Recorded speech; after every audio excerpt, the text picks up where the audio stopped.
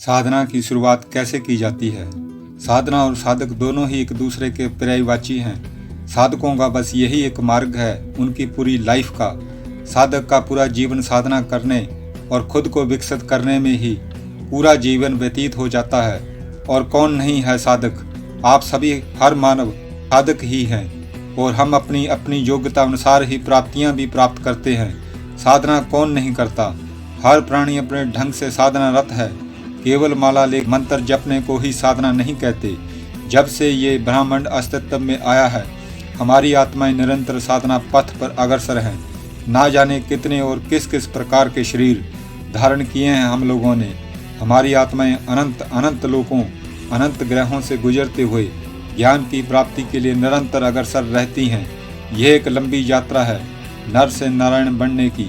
ये हमारी यात्रा शून्य से शुरू हुई और अब तक किसकी आत्मा आज तक कितनी विकसित हुई है, ये हम अपने जीवन में झांक कर अच्छी प्रकार जान सकते हैं कि हमारा कितना विकास हुआ है। जिन आत्माओं ने हर जन्म में केवल धन की ही साधना की है, वह आज के संसार में धनी है, महाधनी है। लोग हैरान हैं कि इनके पास ऐसी कौन सी जादू की छड़ी आ गई है कि ये लोग जिस चीज़ को भी छूते हैं वह सोना उगलने लगती है। रुपया, पैसा, धन दौलत उनके पास अपरंपार है। तो किसी साधक ने रिद्धियों सिद्धियों के क्षेत्र में ही साधना की जन्मों तक, तो वह लोग आज आपके सामने विज्ञान के चमत्कार कर रहे हैं। मोबाइल हो, कंप्यूटर हो, इंटरनेट, ट्रांसपोर्ट, हवाई जहाज, ये सब इन्हीं ज्ञानी आत्माओं की देन है। किसी आत्मा ने केवल काल ज्ञान के क्षेत्र में ही साधना की तो वही लोग आज आपके सामने भविष्यवक्ता बनकर, एस्ट्रोलॉजर बनकर आपके जीवन की समस्याओं को सुलझाने और उनका समाधान करने में आपकी मदद कर रहे हैं। कुछ साधक कई जन राजनीति की राज साधना करते रहे हैं, वही आज आपके देश को चला रहे हैं। उन्हें और चाहे कुछ आता हो या नहीं, पर राजनीति की सिद्धि के बल पर वह करोड़ों अरबों लोगों पर राज करते हैं। तो ऐसे भी साधक हैं जो कि मारण विद्या की साधना करते हैं, जो कि आज हमारे सामने जनरल कर्नल बनकर, हमारी आर्मी बनकर हमारी रक्षा भी करते हैं और दुष्टों को धूल भी चटा दे रहे हैं। यही है साधना का क्षेत्र। राज विद्या के चाणक्य एक बहुत बड़े साधक हुए हैं, तो मारण विद्या में हिटलर जैसा साधक भी हुआ है। लोग चाहे हिटलर के बारे में जो कहते हों, पर उसके देश के निवासियों के लिए तो वह एक ऐसा योद्धा था जिसने उनके देश का दबदबा पूरी दुनिया में फहरा दिया। साधना तो भगवान श्री राम ने भी की थी, तो श्री कृष्ण जी ने भी। रावण भी घोर साधक था। बुद्ध और महावीर आदि गुरु शंकराचार्य तो साधना के क्षेत्र के चमकते हुए सितारे हैं। अन्यथा करोड़ों लोग अपने अपने क्षेत्र में पूर्ण एकाग्रता के साथ साधना रत हैं। आप हिमालय में चले जाइए, अमेरिका में चले जाइए, अफ्रीका में चले जाइए, आपको हर जगह थोड़ी सी खोज के बाद ही अनंत साधक साधना करते मिल जाएंगे। साधकों का ये एक अदृश्य संसार है जो सामने रहकर भी दिखाई नहीं देता। 84 नाथों में से कोई भी नाथ आपके सामने से गुजर जाए और आपको पता भी नहीं चलेगा, जब तक कि वह अपनी इच्छा से आपके समक्ष प्रकट ना हो जाए, अपनी असलियत ना बता दे। आप कभी उन्हें पहचान नहीं पाएंगे। साधक चोला चोगा भी पहनते हैं, पैंट कोट भी पहनते हैं, तो धोती कुर्ते में भी घूमते हैं।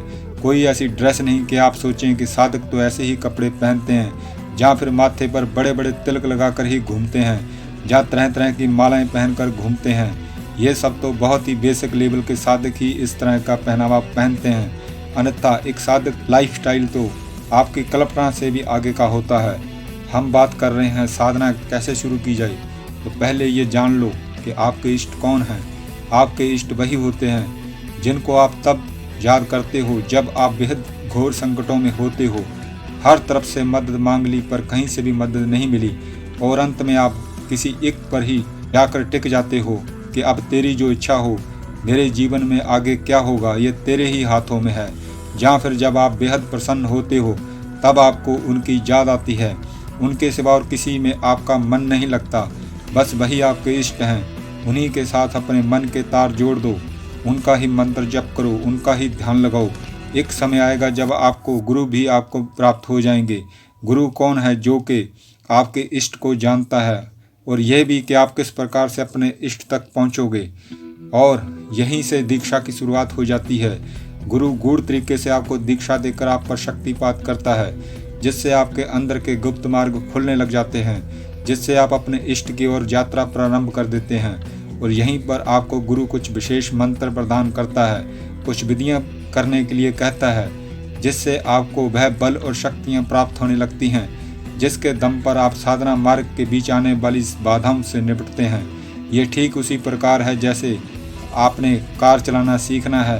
पहले आप उसके बारे में अपनी बुद्धि के अनुसार युक्तियां करते हैं, अपनी क्षमता के अनुसार उस कार को चलाने की कोशिश करते हैं। जब आप सफल नहीं हो पाते तो आप फिर किसी न किसी व्यक्ति को खोजते हैं जो कि कार चलाना जानता हो और जो आपको बेहतर ढंग से सिखा सकता हो।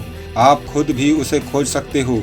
जहाँ कोई आपको कार चलाना सिखाने वाला खुद ही आपको मिल भी सकता है, वह शख्स आपको कार चलाने की बारीकियां समझाता है और खुद आपके साथ चलता है। शीघ्र ही आप भी कार चलाना सीख जाते हो, जो कि एक समय आप बिल्कुल खुद के लिए असंभव समझते थे।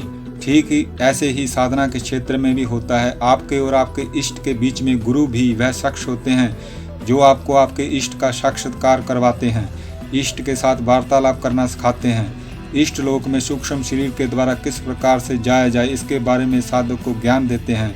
दुनियावी गुरु की अपेक्षा, जिसने आपको दुनिया की चीज़ें सिखाई थी, की अपेक्षा आत्मिक गुरु का रुतबा हमेशा संसारी गुरु से बड़ा होता है। दुनियावी गुरु आपको जीवन में कुछ खास चीज़ें सिखाते हैं और फिर वह आगे बढ़ जाते हैं। पर आत्मा की दुनिया में आपके गुरु आपके आगामी कई जन्मों तक आपका मार्गदर्शन करते हैं। इसलिए गुरु बनाने से पहले रुकें और गंभीरता से सोचें, अपने इष्ट से गुरु के लिए प्रार्थना करें, फिर गुरु बनाएं।